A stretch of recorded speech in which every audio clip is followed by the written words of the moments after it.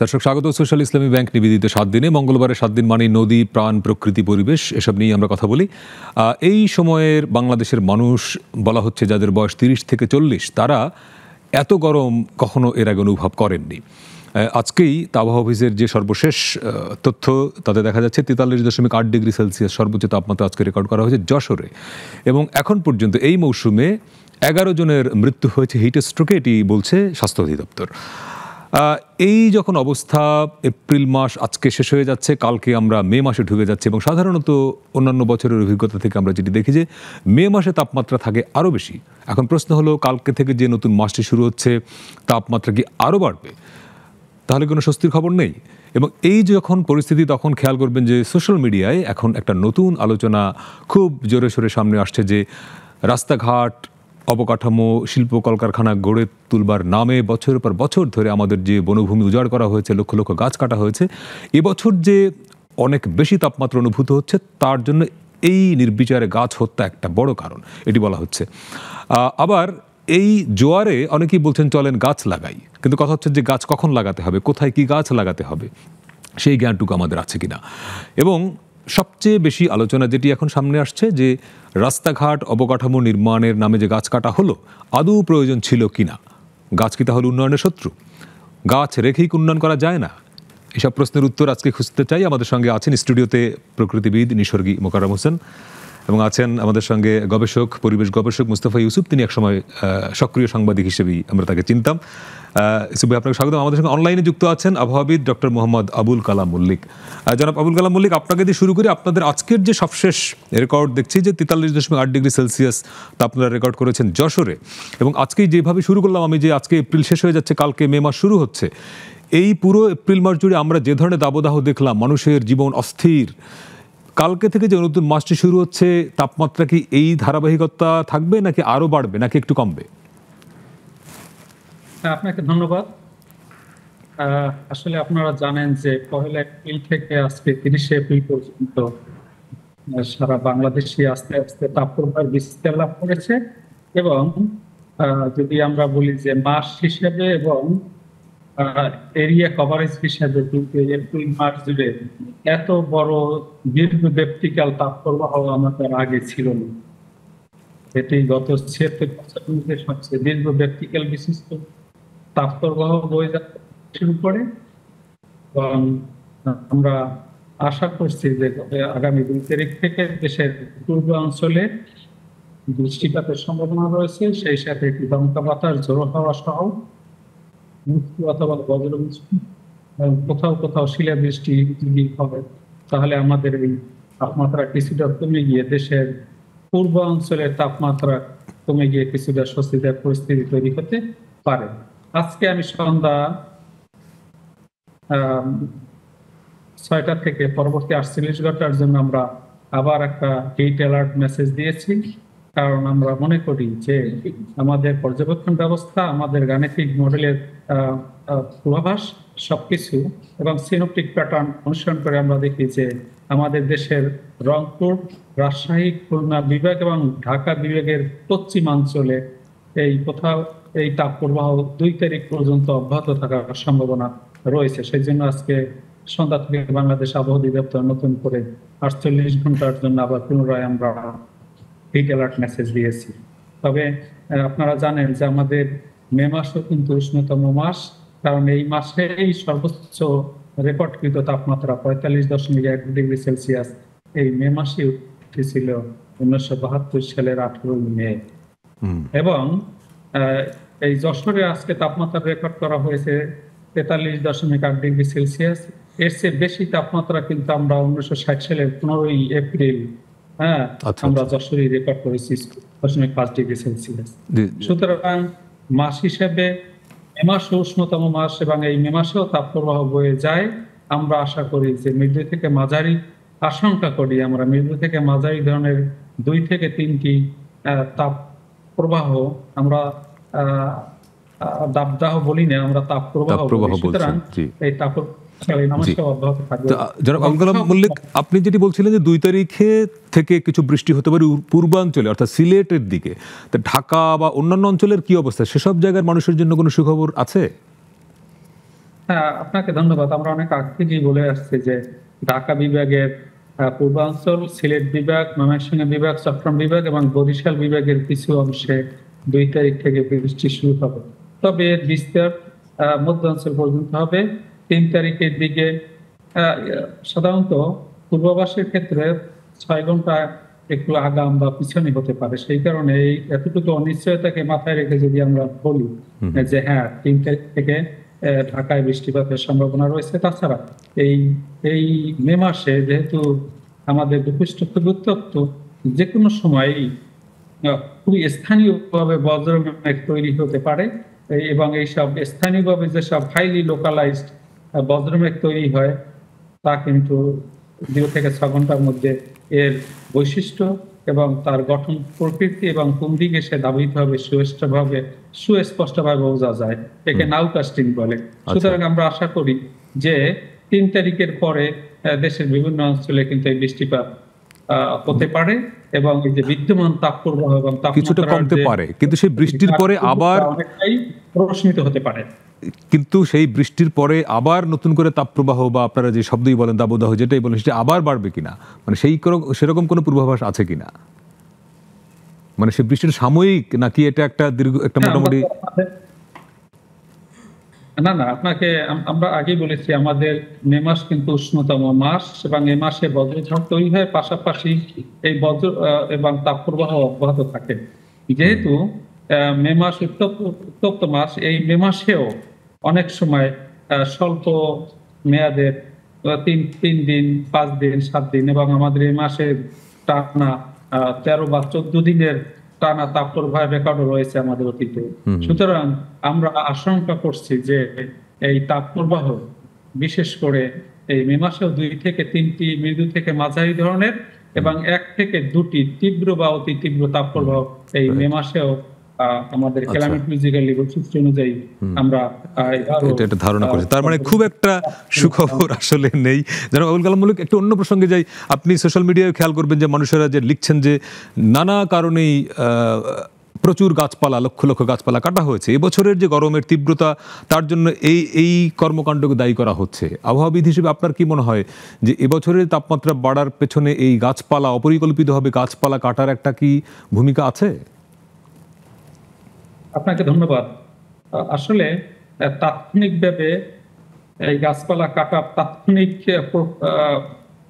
এর যে ইমপ্যাক্ট কি হতে পারে সেই ব্যাপারে আমার স্টাডি নাই। তবে ক্রমাগতভাবে বন উজাড়, জলাশয় ভরাট করা এবং অন্যান্য যে বৈশিষ্ট্যগুলি যেমন ক্লোরোফ্লোরো গ্যাসের নিঃসরণ বাড়ানো, নাইট্রাস অক্সাইডের নিঃসরণ বাড়ানো অথবা মিথেনের নিঃসরণ বাড়ানো অথবা আমরা যে দূষণ করি পরিবেশ, আপনারা জানেন দিল্লি হতে ঢাকা পর্যন্ত ১-২ এর মধ্যে সর্বোচ্চ দূষণযুক্ত এইসব এলাকা।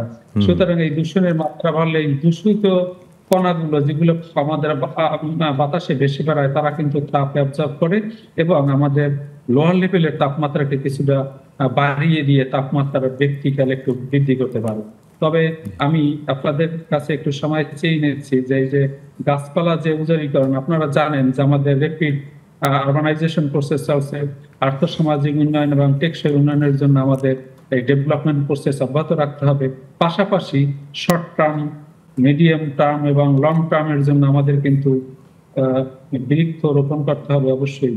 সেটা যে কোনো সময় হতে পারে, তবে জুন, জুলাই, আগস্ট, সেপ্টেম্বর সবচেয়ে উৎকৃষ্ট সময়। তবে আমরা যেহেতু নাগরিক সভ্যতার মধ্যে শহরে বসবাস করি, এই শহরের মধ্যে ইনডোর গাছপালা যেমন মানি প্লান্ট, আপনার অ্যালোভেরা, স্নেক গাছ বা গুল্ম জাতীয় গাছ, এগুলো যদি আমরা ইনডোরে আমরা যদি এর চাষাবাদ করি, প্লান্ট করি, তাহলে সে রুমের মধ্যে অক্সিজেন বাড়িয়ে দেবে এবং কার্বন ডাই অক্সাইডের পরিমাণ কমিয়ে দিয়ে স্বাস্থ্যসম্মত আমরা ইনডোর এনভায়রনমেন্ট বান্ধব পরিবেশ তৈরি করতে পারি।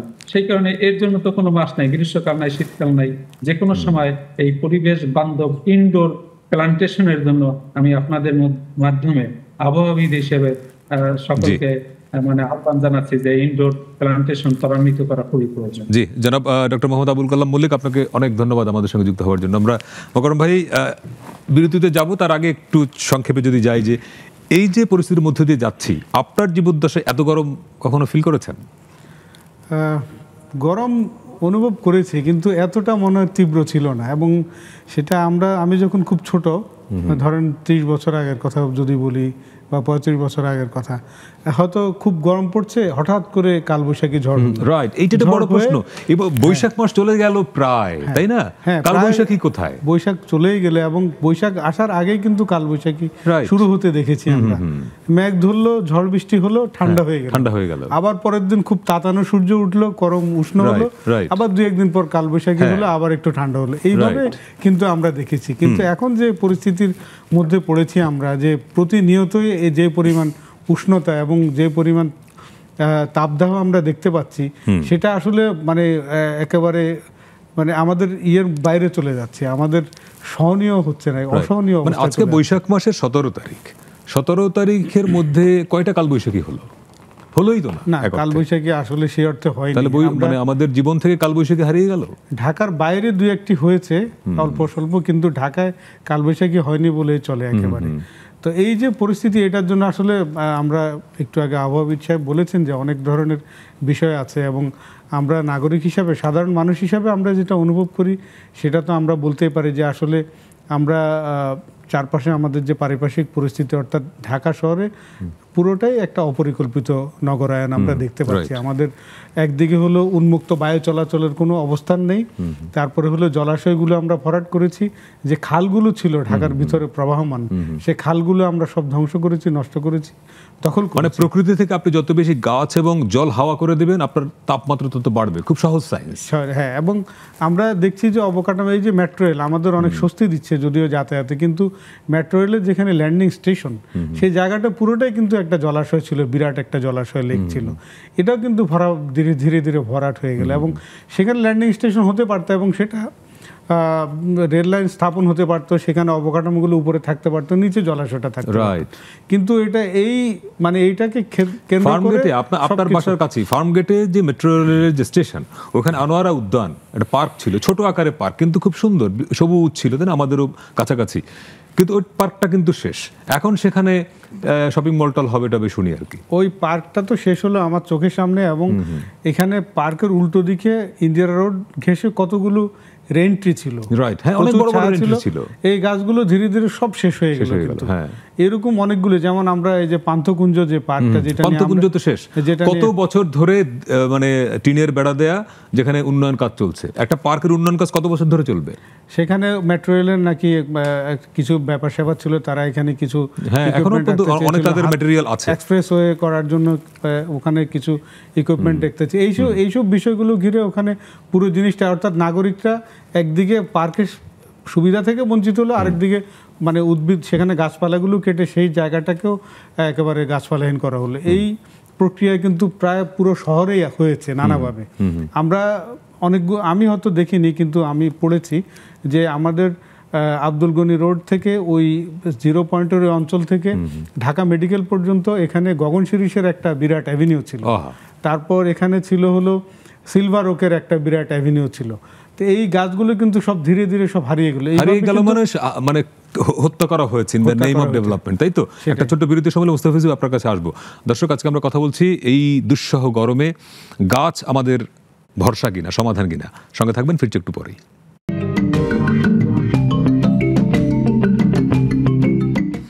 দর্শক, বিরতির পরে আবার স্বাগত সোশ্যাল ইসলামী ব্যাংক নিবেদিত 7 দিনে। আজকে আমরা কথা বলছি এই দুঃসহ গরমে আমাদের স্বস্তি কে দেবে? গাছ।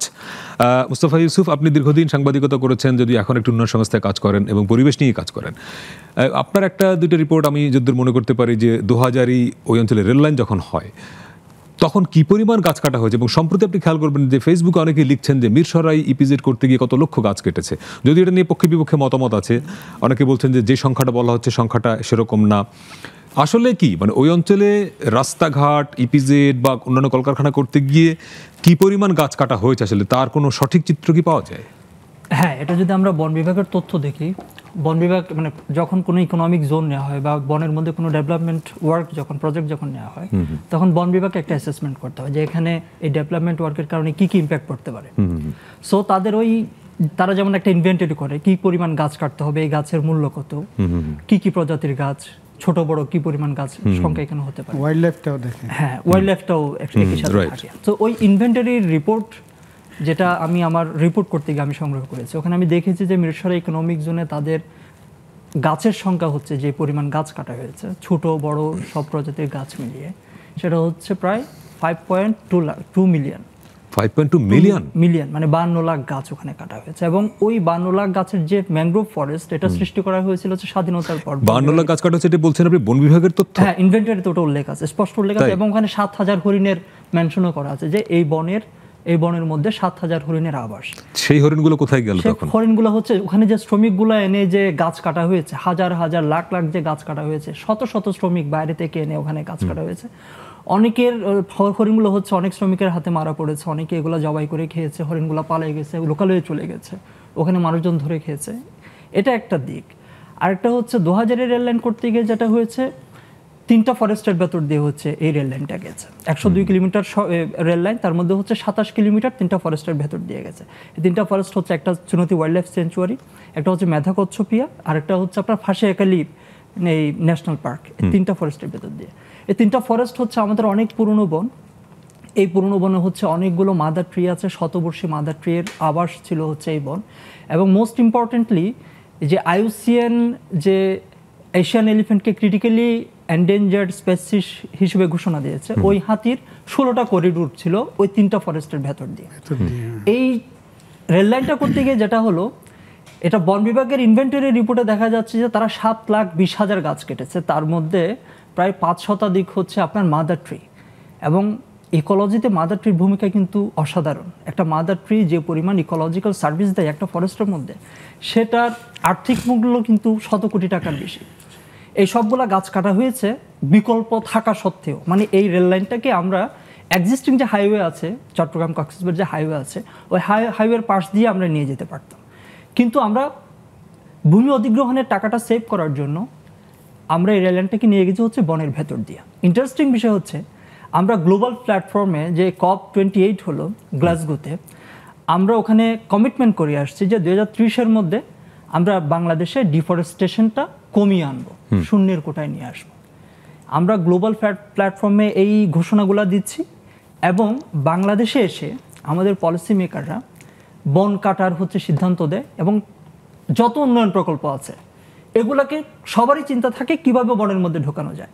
আপনি কক্সবাজারের বিষয়টা দেখেন, এখানে একটা অ্যাডমিন একাডেমি করা হচ্ছে, যে আমাদের যারা BCS যারা ক্যান্ডিডেট আছে বা নবীন BCS কর্মকর্তাদের প্রশিক্ষণের জন্য। 700 একর শুকনাছড়িতে 700 একর বনভূমি তারা লিজ নিয়ে ওখানে একটা অ্যাডমিন একাডেমি করবে। আপনারা জানেন যে রোহিঙ্গাদের কারণে অলরেডি 8,000 একর বনভূমি আমাদের নাই হয়ে গেছে। এর পাশে হচ্ছে এই শুকনাছড়ি, একই লাইনে, ওখানে হচ্ছে তার 700 একর মানে বনভূমি অলরেডি অধিগ্রহণ করা হয়ে গেছে। BCS অ্যাডমিন একাডেমি এইটা ওখানে করতে হবে কেন? অনেকগুলো আপনি দেখেন যে আমাদের প্রায় 10 লাখের মতো হচ্ছে খাস জমি আছে বিভিন্ন জায়গায়, সমতলে, আরো অনেক জায়গায়। মানে এই জায়গাগুলো একটা বিকল্প হতে পারতো, কিন্তু আমরা ওইদিকে যাচ্ছি না। আমরা সবাই ঘুরে আর একটা একাডেমির তো 700 একর জায়গা লাগবে কেন? ওখানে কি হবে? 200 একর হচ্ছে আমাদের পার্লামেন্ট কমপ্লেক্সের, পার্লামেন্টের যে গুরুত্বপূর্ণ বিল্ডিং হবে ওখানে, পুরো দেশ এই 200 একর, পুরো দেশের সকল সিদ্ধান্ত পার্লামেন্ট থেকে। পার্লামেন্টের যে গুরুত্বপূর্ণ ভবন বানাবেন আপনি ওখানে, ওটা অনেকটা প্রমোদনগরীর মতো কিছু হবে। আরেকটা বিষয় দেখেন যে ওখানে ফুটবল একাডেমি, বাফুফে হচ্ছে ফুটবল একাডেমি করতেছে, তাও হচ্ছে রামুর একটা সংরক্ষিত বনের ভেতর। সংরক্ষিত বনের মধ্যে ফুটবল একাডেমি পৃথিবীতে আর কোনো জায়গা নাই। তাও আমি এটা আইনগতভাবে কিন্তু পারে না। অর্থাৎ সরকার, মানে আমি জানি না এই চিন্তাগুলো কাদের মাথা থেকে আসে, এরা কি মানে কি খেয়ে বড় হয়? মানে আমি জানি খুব খারাপ শোনাচ্ছে, এটা অনএয়ার বলা ঠিক হচ্ছে কিনা। বাংলাদেশের নাগরিক তো একটা মানুষের মধ্যে মিনিমাম দেশপ্রেম যদি থাকে, তার যদি প্রাণ প্রকৃতির ব্যাপারে তার মিনিমাম যদি মানে সংবেদনশীলতা থাকে, তার মাথা থেকে এইসব সিদ্ধান্ত আসে কি করে? এখন তাহলে আমরা বলি যে গাছ আমাদের কেন লাগবে? যেমন ধরেন সৌদি আরবে এত মরুভূমি, তারা কি চলতেছে না? হয়তো ওইটাই ভাবে ওনারা যে এত নদী দরকারটা কি। একটা যুক্ত করতে পারেন আপনি লাঠি টিলাটা। একজন সাবেক মন্ত্রী, পরিবেশ মন্ত্রী, উনি লাঠি টিলার মতো এরকম একটা সংরক্ষিত চমৎকার একটা বনে, খুবই সেনসিটিভ বন, উনি একটা সাফারি পার্ক করতে চান। বাংলাদেশে সাফারি পার্ক কেন লাগবে?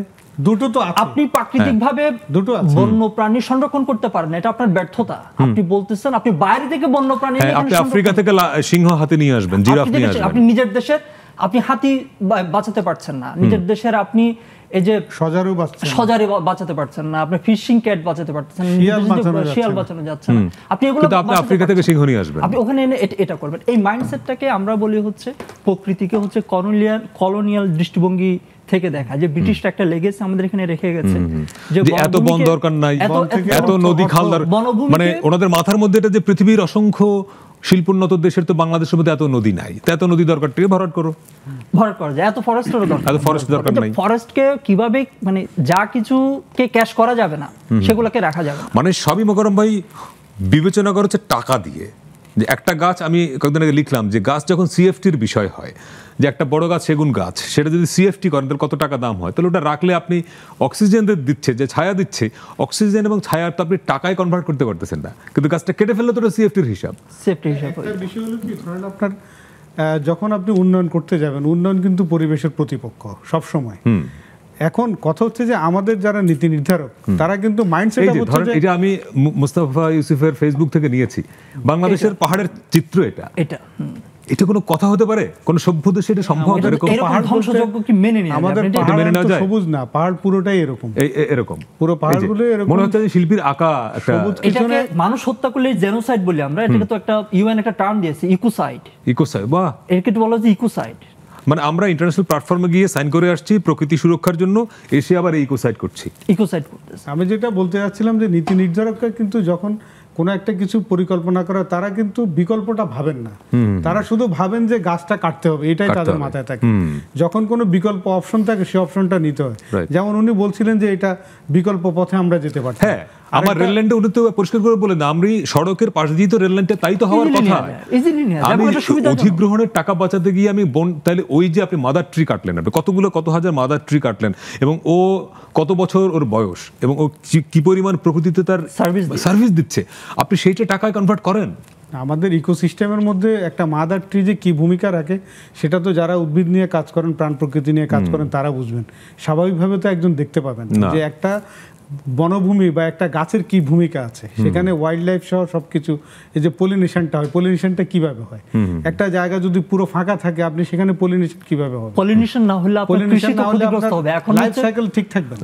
উন্নতি বিশ্ব ভাবছে যে যেহেতু মৌমাছির সংখ্যা কমে গেছে আমাদের ডেভেলপমেন্টের কারণে, গ্লোবাল ওয়ার্মিং এর কারণে, ডিফরেস্টেশন, মৌমাছি কমে গেলে তারপর টোটাল কৃষি মার খাবে। রোবোটিক বি কিভাবে তারা কাজে লাগানো যায়, তারা এখন এসব বিষয় নিয়ে ভাবছে। তা প্রকৃতিতে যে জিনিসটা আমি ন্যাচারালি পেয়েছি, ওই জিনিসটাকে আমি ধ্বংস করে এখন আমি হচ্ছে এটাকে ইঞ্জিনিয়ারিং করতে, এখন রোবোটিক করব, এআই দিয়ে আমি মানুষের জীবন বাঁচাবো। গাছ লাগানোর কথা সবাই বলছে যে একটা গাছ, ওতে বলা হয় হচ্ছে একটা ম্যাচিউর ট্রি 300 ধরনের প্রাণকে সে আশ্রয় দেয়। 300 ধরনের জীব অনুজীব হচ্ছে একটা গাছের মধ্যে সে আশ্রয় পায়। একটা গাছ আসলে কি কি করে? একটা গাছ, মোকাররম ভাই খুব ভালো জানবেন, যে ইভাপোট্রান্সপাইরেশন নামে একটা টার্ম আছে, যে একটা গাছ তার চারপাশে জলীয় বাষ্প ছড়িয়ে টেম্পারেচারটাকে হচ্ছে লিমিটের মধ্যে রাখে। আপনি দেখবেন হিয়ার রোডে, রমনা পার্কের টেম্পারেচার কেন কম? রাইট। আর যেখানে যে এলাকায় গাছ কম, সে এলাকায় আপনি তাপটা অবশ্যই বেশি দেখবেন। আর গাছের অন্যতম আরেকটা বৈশিষ্ট্য হচ্ছে গাছ, এই যে এয়ার পলিউশন, আমাদের বাতাসে নানান ধরনের টক্সিক এলিমেন্ট আছে, গাছ হচ্ছে এই nitrogen oxide, sulphur die oxide, carbon monoxide, এগুলোকে শোষণ করে নেয় নিজের ভেতরে। ফলে আমাদের যে তাপটা সহনীয় মাত্রায় থাকে। একটা গাছ কেটে ফেলা মানে হচ্ছে আমি তো আসলে এই জিনিসগুলোকে প্রকৃতিতে বা আমাদের বাতাসে, অ্যাটমসফিয়ারে এই জিনিসগুলোর আধিক্যের পরিমাণটা আমি বাড়াচ্ছি। মানে আমি আগুনে যেখানে আমার পানি ঢালার কথা, সেখানে আমি ঘি ঢালতেছি। রাইট। ধরেন এই যে ছবিটা, মানিকগঞ্জের একটা ছবি, আমাদের মানিকগঞ্জ থেকে একজন শিক্ষক এই ছবিটা ফেসবুকে শেয়ার করেছেন, সরকারি ভবন সম্ভবত। এই গাছের অপরাধটা কি? মানে এই বিল্ডিং এর, মানে কি বিল্ডিং এর ক্ষতি করছে? এমন হতো যে বিল্ডিং এর ভেতরে তার 2-3 ডাল কেটে দিলিত পুরো গাছ, এবং আমরা পরবর্তী ঘটনাটা জানি পুরো গাছটা কাটা হয়েছে।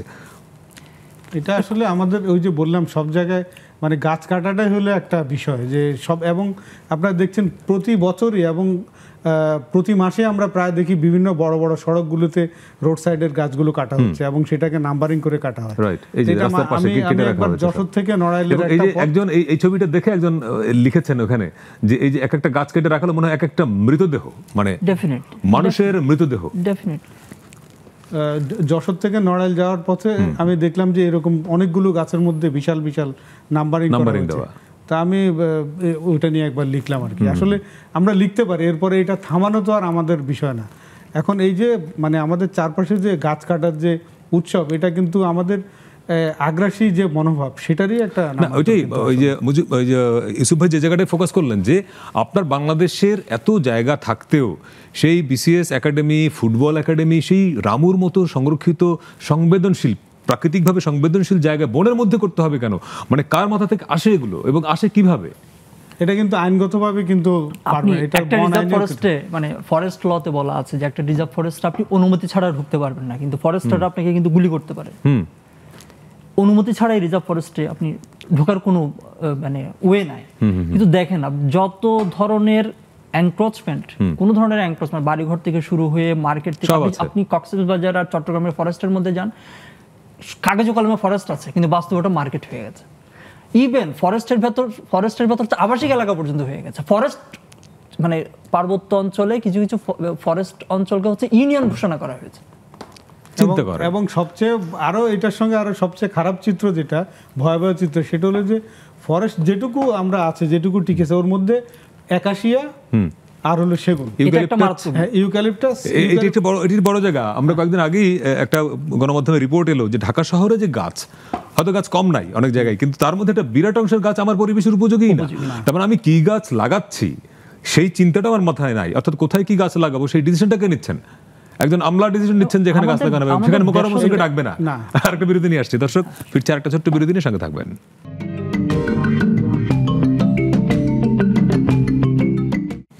দর্শক, বিরতির পরে আবারও স্বাগত সোশ্যাল ইসলামী ব্যাংক নিবেদিত 7 দিনে। আজকে আমরা কথা বলছি প্রকৃতিতে এই সময়ে যে দুঃসহ গরম এবং তার বিপরীতে গাছ আমাদেরকে যে ছায়া দেয়, অক্সিজেন দেয়, এবং উন্নয়নের নামে আমরা যেভাবে বনভূমি উজাড় করছি, গাছপালা কেটে ফেলছি সেগুলো নিয়ে। এবং এই সময় সবশেষ খবর আমরা পাচ্ছি যে সিলেটে বৃষ্টি হচ্ছে, এবং আমরা অনুষ্ঠান শুরু করেছিলাম এইভাবে যে এপ্রিল মাস আজকে শেষ হয়ে যাচ্ছে, কালকে নতুন মে মাস, উষ্ণতম মাস শুরু হচ্ছে। কোনো সুখবর আছে কিনা? আমরা দেখলাম যে সুখবর, সিলেটবাসীর জন্য সুখবর যে বৃষ্টি হচ্ছে। মাহমুদ ইউসুফ, এই যে advance ice on protected forest, এটা আমরা 2019 সালের খবর, খুবই খারাপ শোনাচ্ছে সংবাদ শিরোনামটায়, যে প্রশাসনের লোকেরা বনভূমিতে নজর দিচ্ছে। এবং আমরা দেখি যে যত ধরনের উন্নয়ন কর্মকাণ্ড হয়, সেটি রাস্তা হোক, আপনার হাসপাতাল হোক, শিল্প কারখানা হোক, সরকারের অনুমোদন ছাড়া তো গাছ কাটা যায় না, বনভূমি উজাড় করা যায় না। তাহলে আপনি এই যে কথা বলছি, আপনি লিখছেন, মোকাররম ভাইরা ফাইট করছেন, দিন শেষে এই লড়াইটা তো ফেল করবে, কারণ আপনি ডিসিশন মেকার যারা, তারা যদি এটা করেন, আপনি তাহলে এই দেশকে বাঁচাবেন কি করে? এটা একটা পলিটিক্যাল উইলের বিষয় আছে। আপনি দেখবেন যে এই স্টেটে বা বাংলাদেশে যে জায়গায় পলিটিক্যাল উইলটা খুব স্ট্রং, যারা চায় হচ্ছে এটা হোক, আমাদের ডিসিশন মেকার টপ লেভেলে যারা আছে, তারা যখন চায় যে হ্যাঁ এটা হোক বা এটা হওয়া দরকার, তখন বাংলাদেশে কিন্তু আমরা ওটা হতে দেখি। এই জায়গাগুলোতে পলিটিক্যাল উইলের অভাব আছে। এবং আপনি এই যে কক্সবাজারে আসলে বনভূমি নিয়ে যা হচ্ছে, এক কথায় এগুলো সবকিছু আমরা বলতে পারি না, যতটুকু বলতে পারি সেটাও কিন্তু ভয়াবহ, সে চিত্রটাও কিন্তু ভয়াবহ। এটার পাশে, শুকনাচড়ির পাশে আপনি দেখবেন যে ভেটেরিনারি বিশ্ববিদ্যালয় চট্টগ্রামে, তারা ওখানে একটা ট্রেনিং ইনস্টিটিউট করেছে বনভূমির জায়গা নিয়ে।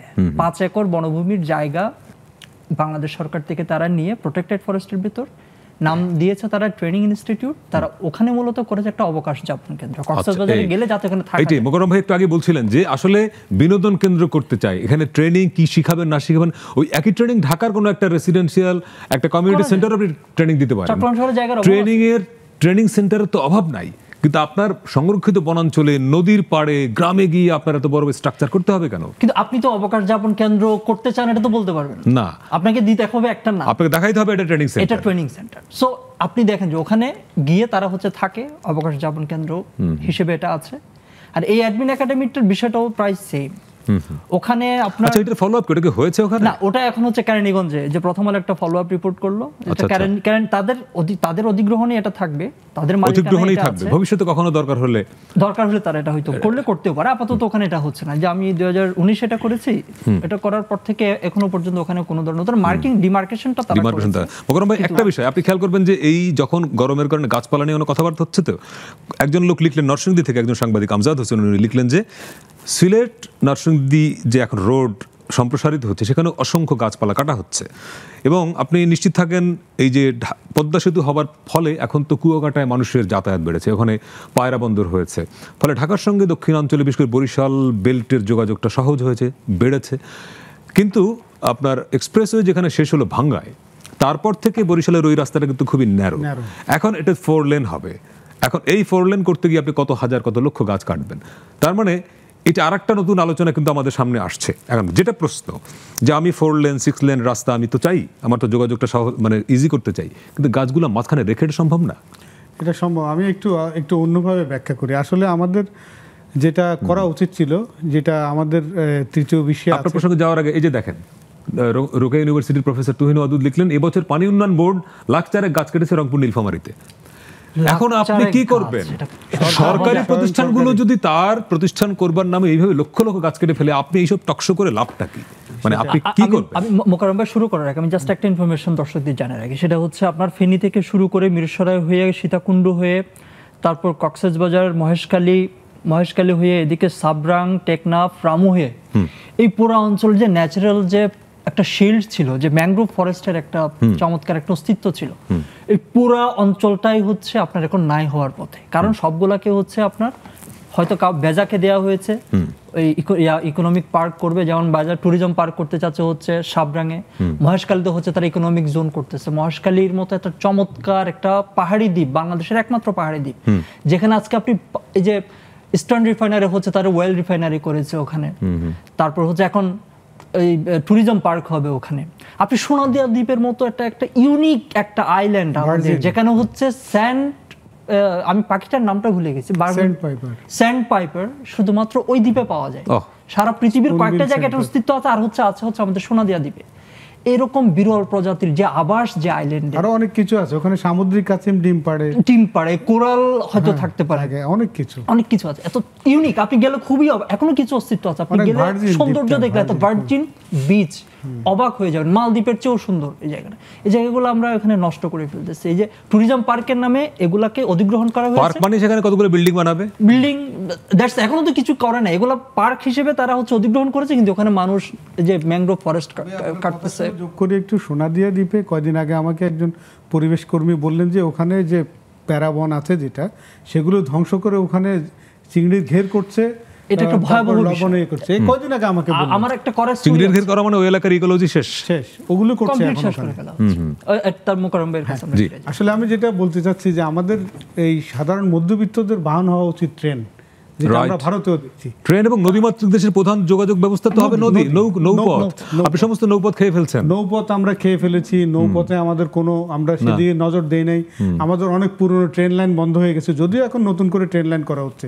তা আমাদের আসলে ওই দিকে খেয়াল করা উচিত ছিল বেশি। আমরা এই যে 4 লেন চাচ্ছি, 6 লেন চাচ্ছি, তার চেয়ে আমার ট্রেনটা অনেক বেটার ছিল। আমরা অল্প পয়সায় দ্রুত ভ্রমণ করতে পারতাম।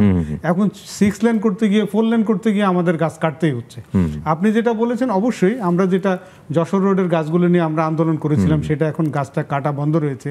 আমরা বারবার বলেছি যে 2 পাশের গাছ না কেটে 1 পাশের গাছ কাটা হোক, তাহলে আমরা ওই গাছগুলোকে আমরা মাঝখানে রেখে আমরা আরেকটা সিলেট নগরীতে চলছে অপরিকল্পিত উন্নয়ন, প্রাচীন বৃক্ষ নিধন। মানে আপনি উন্নয়ন যখনই শব্দটা বলছেন সঙ্গে সঙ্গে কিছু গাছপালা কেটে ফেলছেন। মানে আমি যেটা প্রশ্ন শুরুতে রাখলাম যে গাছ কি উন্নয়নের শত্রু? আমাদের তো তাই হয়ে দাঁড়িয়েছে যে গাছ কাটতেই হবে, এরকম একটা মানসিকতা। আমি যেটা বলছিলাম যে আপনি ঢাকা মাওয়া এক্সপ্রেসওয়ে করতে গিয়ে ওখানে বন বিভাগ নিজে বলেছে যে ওখানে মোরলেস 2 লক্ষ গাছ কাটা হয়েছে।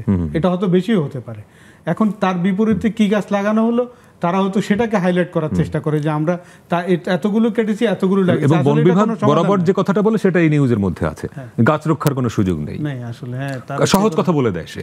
এখন গাছ রক্ষার সুযোগ অবশ্যই আছে। আপনি এখানে আমরা দেখতে পাচ্ছি, এখানে যদি আমরা 1 পাশের গাছ কেটে আমরা যদি মাঝখানে ওই গাছটা রাখি, তারপরে আমরা এক্সটেনশন করি, অন্তত 1 পাশ রক্ষা করা যায়, কিন্তু আমরা 2 পাশই কাটবে। এখন এই আন্দোলনের ফলে এই রাস্তাটার সুখবর হচ্ছে যে আপাতত স্থগিত আছে, সম্ভবত। কারণ স্থগিত থাকবে কিনা জানি না, হয়তো রিঅ্যাকশন কমে গেলে আবার কাটা শুরু হবে, হয়তো আপাতত স্থগিত করেছে আর কি। তাহলে আমাদের বিষয়টা দাঁড়াচ্ছে যে আমরা আসলে যেটা হওয়া উচিত ছিল, অপরিকল্পিত যে আমাদের নগরায়ন এবং অপরিকল্পিত সারা দেশের যে আমাদের সড়কগুলো হয়েছে, সেটা যেমন চলন বিলের মাঝখান দিয়ে রাস্তা হয়েছে, এটা কত আত্মঘাতী একটা কাজ।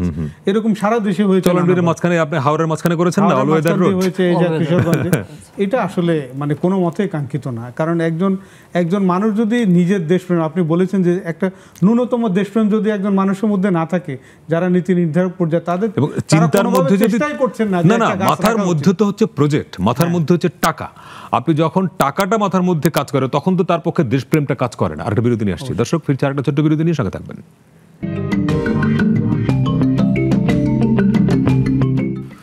দর্শক, বিরতির পরে আবারও স্বাগত সোশ্যাল ইসলামী ব্যাংক নিবেদিত 7 দিনে। আজকে আমরা এই দুঃসহ গরমে প্রকৃতির এই যে অসহনীয় অবস্থা তা থেকে মুক্তির উপায় খুঁজছি। বিশেষ করে আমরা আমাদের নানা রকমের উন্নয়ন কর্মকাণ্ড, অবকাঠামো নির্মাণ করতে গিয়ে যে লক্ষ লক্ষ গাছপালা, বনভূমি উজাড় করে দিলাম, তার পরিণতি আসলে কি? বকরম ভাই, একটা নিউজ দেখেন, এই মাসেরই সংবাদ, উন্নয়নের নামে জাহাঙ্গীরনগর বিশ্ববিদ্যালয়ের 400 গাছ কাটার পরিকল্পনা। এখন এই প্রশ্নটা একটু এইভাবে করে, আমরা এর আগে তো আমলাদের একটু সমালোচনা করলাম যে ওনারা গাছ কেটে ফেলেন।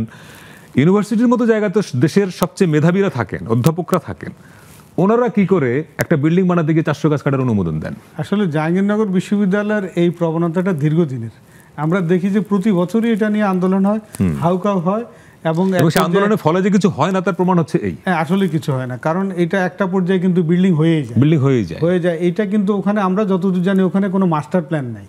যে মাস্টার প্ল্যান আছে কোথায় বলেন? ঢাকা শহরে কোনো মাস্টার প্ল্যান আছে? ঢাকা শহরেও নেই, এমনকি সারা দেশে যে আমরা ফসলের মাঠগুলো দখল করে ঘরবাড়ি করছি।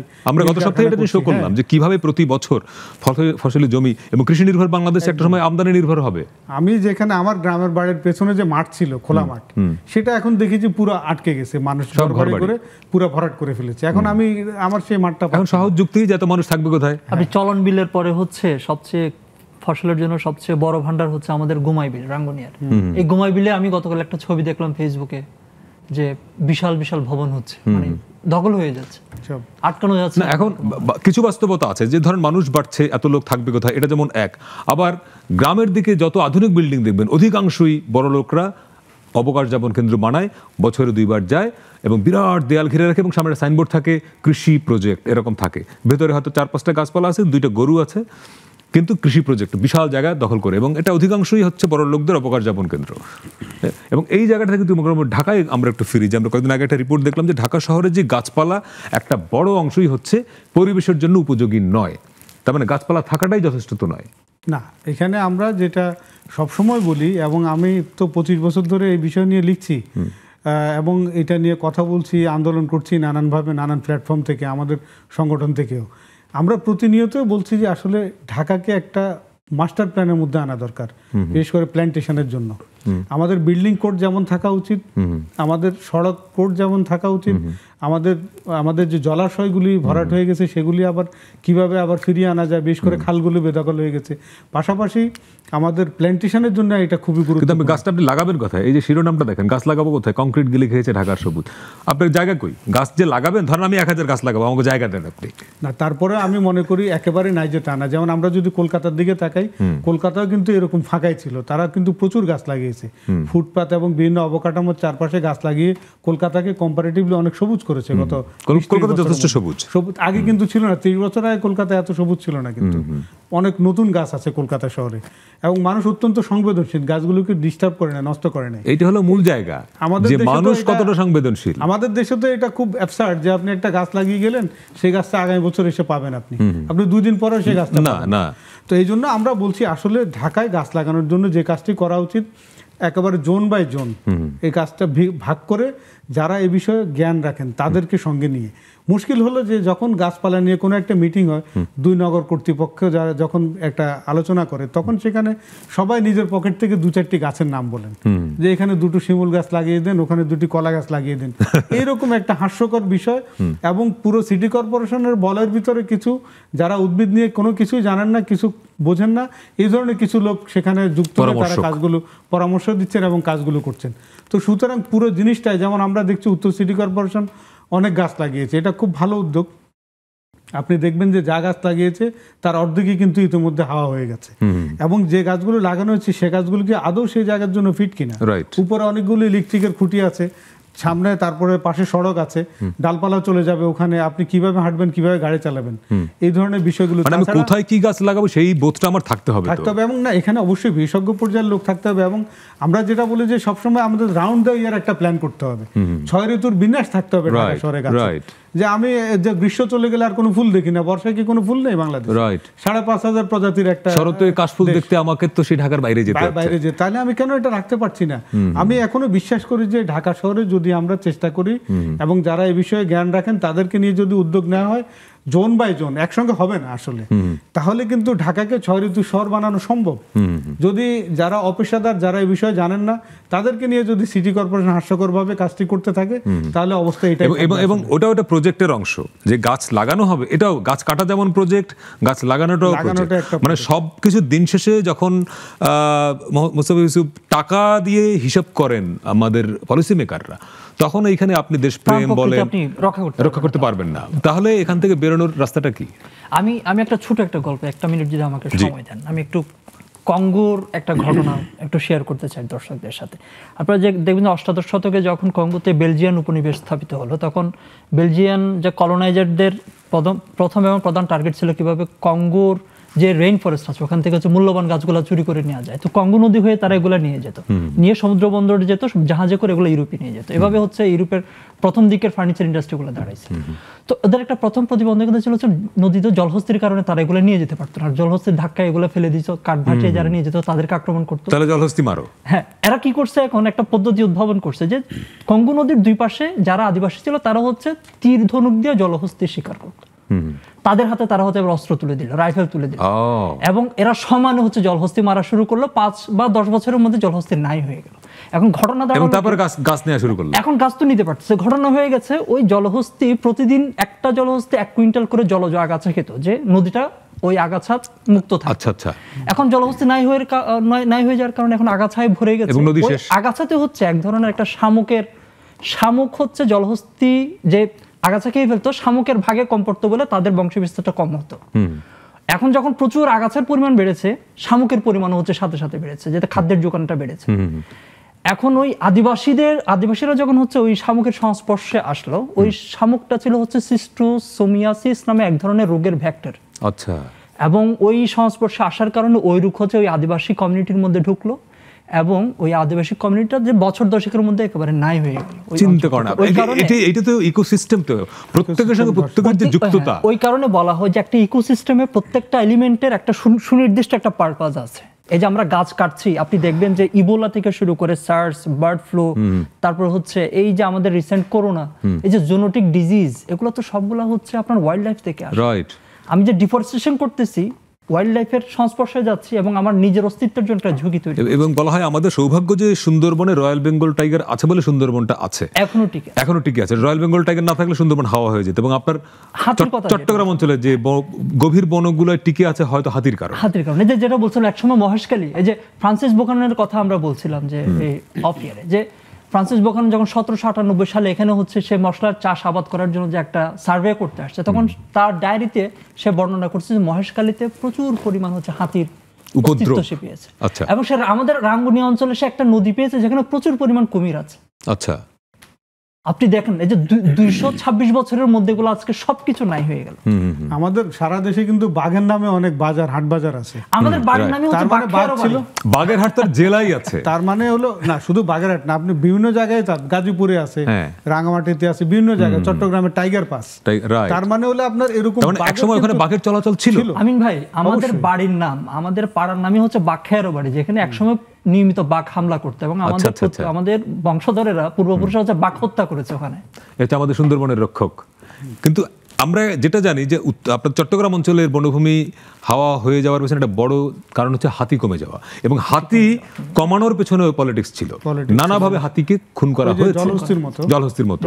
তাহলে আপনি এই দেশকে, এই দেশের প্রাণ প্রকৃতিকে আসলে বাঁচাবেন কি করে? আমরা একদম শেষ পর্যায়ে প্রায় 2 মিনিটে যদি আপনি বলতে পারেন। এটা আসলে মানে এখন আমাদের যদিও চ্যালেঞ্জ মনে হচ্ছে, আসলে যদি আমরা এখনো চেষ্টা করি যে আমাদের যে ফরেস্টগুলো আছে সেগুলো যদি আমরা আনটাচ রাখি, অর্থাৎ কিছুই করলাম না, তারপরে ফরেস্টটা দাঁড়িয়ে যাবে। রাইট। তার মানে গাছ লাগানোর দরকার নেই, গাছ আপনি কাটেন না অন্তত। রাইট, সেখানে যাওয়া যাবে না, আনডিস্টার্ব রাখেন। অর্থাৎ মানুষ সেখানে ঢোকারও দরকার নেই, সেখানে কিছুই করার দরকার নেই। মানে প্রকৃতিকে আপনার ভালোবাসার দরকার নেই, প্রকৃতির ক্ষতিটা অবশ্যই, এটা হচ্ছে কথা। এবং আমাদের বিশেষ করে আমরা তো ঢাকায় দেখছি, আমরা 5 রকম ক্ষতিকর গ্যাস ঢাকার আকাশে আছে, বায়ুমণ্ডলে। এটাও কিন্তু আমাদের 3 ডিগ্রি হিট বাড়াচ্ছে এখানে। আমাদের ফরেস্ট এখানে গাছ লাগানোর পাশাপাশি ওই জিনিসগুলো মাথায় রাখতে হবে যে ঢাকার চারপাশে যে পরিমাণ আপনার হয়েছে, ইটভাটা হয়েছে, এবং যে জলাশয়গুলো আমরা ধ্বংস করার চেষ্টা করছি সেগুলো থেকে বিরত থাকতে হবে। এবং আমাদের যে বর্জ্য ব্যবস্থাপনা, সেটাকে আমাদের মনে হয় আরেকটু ভাবতে হবে যে আমরা কি পর্যায়ে কিভাবে থাকবো। এখান থেকেও কিন্তু ক্ষতিকর গ্যাসের নিঃসরণ হচ্ছে। রাইট। তো সব মিলিয়ে ঢাকায় যেহেতু আমরা থাকি, অধিকাংশ মানুষ এবং 3 কোটি মানুষ কিন্তু প্রায় ঢাকায়। তো এই যে শহর, আমরা ঢাকা কেন্দ্রিক সমস্ত কিছু আমাদের যাপিত জীবন, ঢাকাকে রক্ষা করতে হলে এটার কিন্তু বিকল্প নেই। একদিকে গাছ তো লাগাতেই হবে, আমাদের ঋতুকেন্দ্রিক সুশোভন যে গাছগুলো সেটাকে প্রাধান্য দিতে, পাশাপাশি আমাদের ঢাকার চারপাশে যে আমাদের যে বলয় আছে, নদীগুলো আছে, একসময় আমাদের নৌপথ সচল করার চেষ্টা করা হয়েছিল, কিন্তু সেটা সেগুলো আমরা ব্যর্থ হয়েছি। একটা দীর্ঘমেয়াদী চিন্তার জায়গায় পরিবর্তন লাগবে। আপনাকে অনেক অবশ্যই ধন্যবাদ মুস্তাফা হোসেন, অনেক ধন্যবাদ। দর্শক, আমরাও একটা লাইন দিয়ে শেষ করি যে এই সময়ে তীব্র গরমের কারণে সোশ্যাল মিডিয়ায় লোকেরা গাছ লাগানোর কথা বলছেন। তো আমরা যেটা প্রত্যাশা করি, দাবি জানাই, প্রত্যেকে যদি অন্তত গাছ কাটাটা প্রতিরোধ করতে পারেন যার যার এলাকায়, যে কোনো কিছুর বিনিময়ে আমরা গাছ কাটতে দিব না, তাহলে কিন্তু প্রকৃতির জন্য অনেক উপকার হয়। আগামী বছর এই সময় এসে আমাদের হয়তো গাছ কাটা নিয়ে এই চিৎকারটা করতে হবে না। ভালো থাকবেন।